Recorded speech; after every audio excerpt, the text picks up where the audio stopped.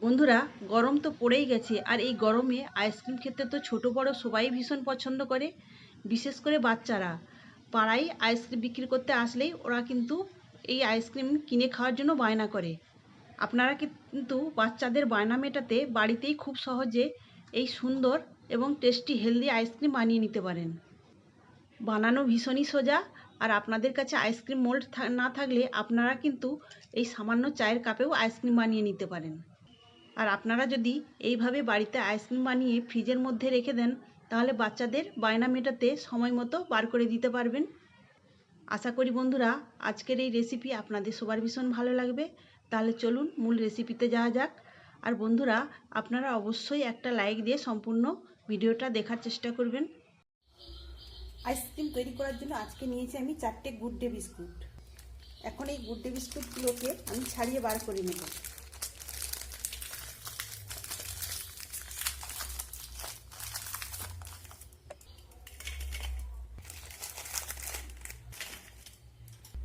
আমি এখানে 4 প্যাকেট বিস্কুটই বার করে নিয়েছি।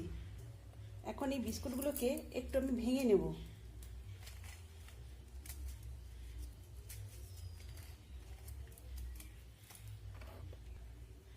বিস্কুট দিয়েও যে এত সুন্দর আইসক্রিম বানানো যায়, আপনারা ভিডিওটা না দেখলে বুঝতেই পারবেন না।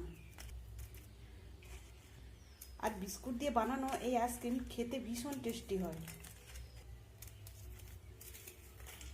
আমি আজকে এই 4 প্যাকেট বিস্কুট দিয়ে আইসক্রিমটা বানাবো। আপনারা চাইলে আরও কিন্তু বেশি পরিমাণে বানিয়ে নিতে পারেন।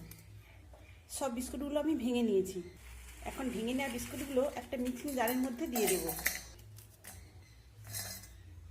আইসক্রিম তৈরি করার পর আইসক্রিমগুলো বিস্কুটের একটা গন্ধ থাকবে, সেই জন্য এখানে আমি 2টো ছোটো এলাচের দানাগুলোকে মুখ ফাটিয়ে এই বিস্কুটের সঙ্গে দিয়ে দেব।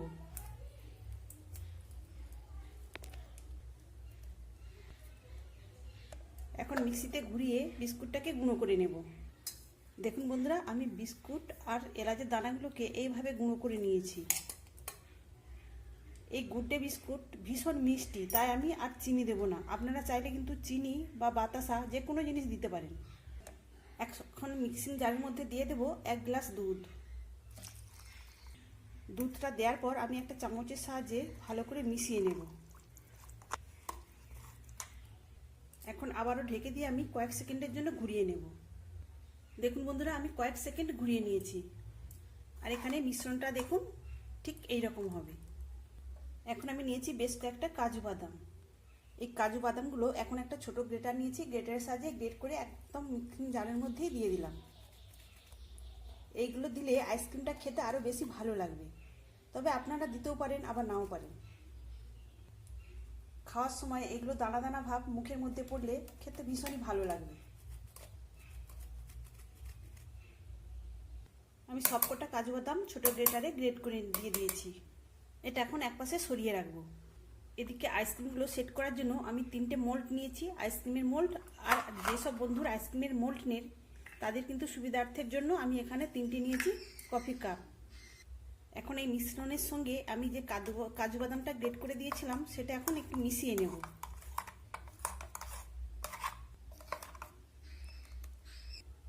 এখন এই মিশ্রণ আমি প্রত্যেকটা কাপে ঢেলে দেব।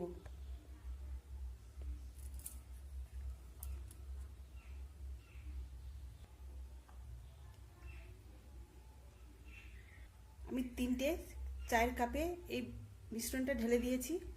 এখন এই মোল্ডেও ঢেলে নেব। আমি এখানে সবকটাতে দুধ আর বিস্কুটের মিশ্রণ ঢেলে দিয়েছি। এখন এবার এইরকম প্লাস্টিক নিয়েছি, এই প্লাস্টিক দিয়ে আমি প্রত্যেকের মুখ বন্ধ করে দেব। এইভাবে প্লাস্টিক দিয়ে আমি মুখটা বন্ধ করে দিয়েছি। এবার একটা গার্ডার দিয়ে আটকে দেব।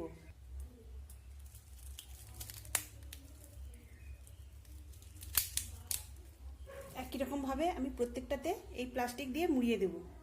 এখানে দেখুন বন্ধুরা, আমি 3টে চায়ের কাপে এইভাবে প্লাস্টিক দিয়ে মুখটা মুড়িয়ে নিয়েছি।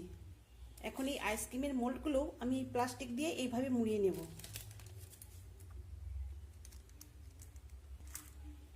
বন্ধুরা, আজকে এই বিস্কুটের আইসক্রিম তৈরির রেসিপি আপনাদের ভালো লেগে থাকলে অবশ্যই একটা লাইক দেবেন।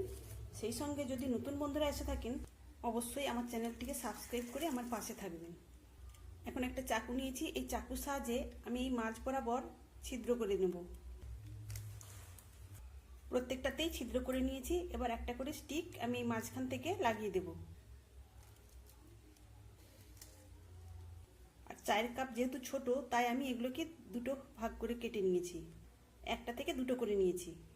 আমি প্রত্যেকটাতেই স্টিক লাগিয়ে দিয়েছি। এখন এগুলোকে ডিপ ফ্রিজে রেখে দেবো 10 থেকে 12 ঘন্টা। 10 ঘন্টা পরে ফিরে এলাম, আর এখানে দেখুন বন্ধুরা, আইসক্রিমগুলো কত সুন্দরভাবে সেট হয়েছে। এখানে মোল্ডেও যেমন সুন্দরভাবে সেট হয়েছে, সেরকম চায়ের কাপেও কত সুন্দরভাবে সেট হয়েছে। এখন আমি এই চায়ের কাপ থেকে এই আইসক্রিমগুলো বার করে দেখিয়ে দেবো কত সুন্দর তৈরি হয়েছে। প্রথমে আমি এই মোল্ড থেকে আইসক্রিমটা বার করে দেখিয়ে দেবো।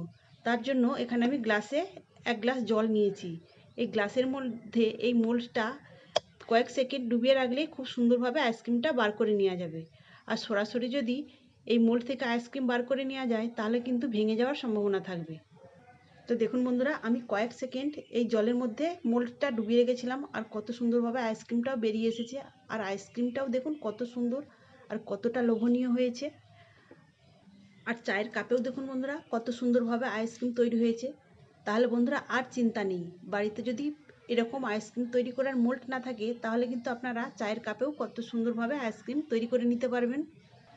আর এইভাবে যদি আপনারা বেশি পরিমাণে আইসক্রিম বানিয়ে ফ্রিজের মধ্যে রেখে দেন, তাহলে কিন্তু বাচ্চাদের বায়না মেটাতে আপনারা সময় মতো বার করেও দিতে পারবেন। আর আপনারা তো দেখেই নিলেন এই আইসক্রিম তৈরি করা কতটা সহজ। আপনারা অবশ্যই বাড়িতে এইভাবে আইসক্রিম বানিয়ে নেবেন, আর কেমন হয়েছে আমাকে কমেন্ট করে জানাবেন। তাহলে বন্ধুরা আজকের মতো আসি। সবাই ভালো থাকবেন, সুস্থ থাকবেন। ধন্যবাদ।